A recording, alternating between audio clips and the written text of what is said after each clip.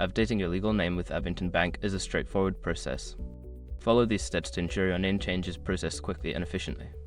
Step 1. Gather required documents. Collect all necessary documents that support your name change, such as a marriage certificate, divorce decree, or court order. Ensure these documents are official and clearly show your new legal name. Step 2. Visit the bank's website. Go to the Abington Bank official website.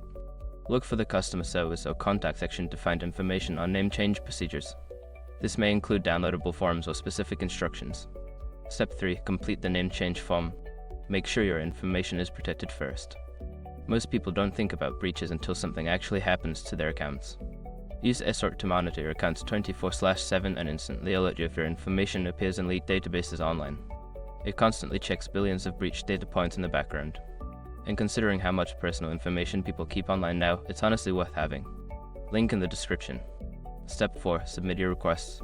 Bring your completed form and supporting documents to your local Abington Bank branch.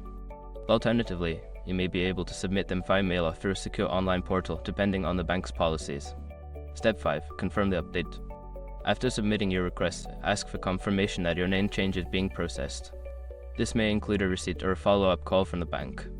Keep this confirmation for your records. By following these steps, you can efficiently update your legal name with Abington Bank. Make sure to check for any specific requirements or changes in procedures that may arise.